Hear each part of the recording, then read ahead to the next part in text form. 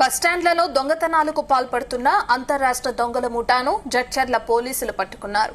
మహిళలను లక్ష్యంగా చేసుకుని దొంగతనాలకు పాల్పడుతున్న 6 దొంగల ముఠాను అరెస్టు చేసినట్లు డీఎస్పీ వెంకటేశ్వర్లు తెలిపారు. వీరు మహిళల హ్యాండ్ బ్యాగులు కత్తిరిస్తూ నగదు బంగారం ఎత్తుకెళ్తున్నారని పోలీసులు తెలిపారు.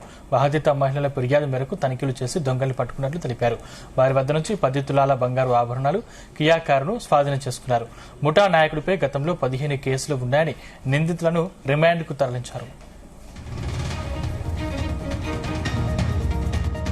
మన జడ్చర్ల పట్టణంలోని బస్టాండ్లో 7వ తారీఖు రోజు అంటే ఈ నెల 7వ తారీఖు రోజు ఒక దొంగతనం జరిగింది. బస్ ఎక్కి బస్సులో ఉన్న బంగారు వస్తువులు ఒక లేడీ అంటే కంప్లైంట్ బస్ ఎక్కి బస్సులో ఉంటే ఆ బ్యాగ్ కట్ చేసి బంగారం దొంగతనం చేసుకొని పోవడం జరిగింది. మళ్ళీ నిన్న అది 6 తులాలు పోయింది. అది 6 తులాలు. మళ్ళీ నిన్న కూడా ఒకటి బస్ స్టాండ్ లో సేమ్ బస్ ఎక్కిన తర్వాత లేడీ బస్సు బ్యాగ్ కట్ చేసి బస్సులో ఉన్న బ్యాగ్ ని కట్ చేసుకొని అందులో ఉన్న 3 తులాల బంగారం పోయింది.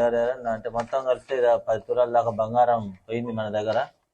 పోతే ఆ విషయంలో ఎస్పీ గారు మేడం గారు ఆదేశాల మేరకు మన సిఐ గారు, ఎస్ఐ గారు, మల్లేష్ ఎస్ఐ గారు అందరూ ఈరోజు బస్ స్టాండ్ లో వెహికల్ చెక్ చేస్తుంటే మన బ్రిడ్జి కింద ఫ్లైఓవర్ బ్రిడ్జి కింద వెహికల్ చెక్ చేస్తుంటే ఒక హర్యానాకు సంబంధించిన కియా కార్ రావడం జరిగింది.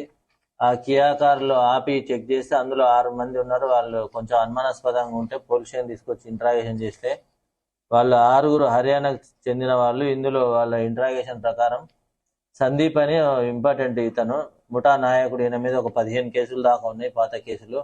ఈయన కొంతమందిని ఇంకా మిగతా 5గురిని తీసుకొని ఒకటి అశోక్, ప్రవీణ్, రాజేష్, సునీల్ కుమార్, సచిన్ ఇదంటే కార్ డ్రైవర్, వీళ్ళంతా హర్యానాకు సంబంధించిన వాళ్ళే. వీళ్ళంతా గ్యాంగ్ గా ఏర్పడి బస్ స్టాండ్ లోకి వచ్చి కూర్చుంటారు. అక్కడ అబ్జర్వ్ చేస్తే అక్కడ బస్ స్టాండ్లలో బ్యాగులలో ఊకే ఎవరైతే వాల్యుబుల్ ఉంటే ఊక టచ్ చేసుకుంటారు కదా, వాళ్ళని అబ్జర్వ్ చేస్తారు.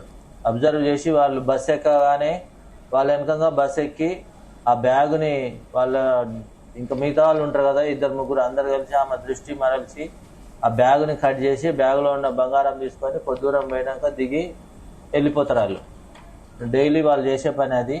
దాని ప్రకారం వాళ్ళని ఇంట్రాగేషన్ చేస్తే వాళ్ళ దగ్గర 10 తులాల బంగారం, మన దగ్గర పోయిన బంగారం యాసిడ్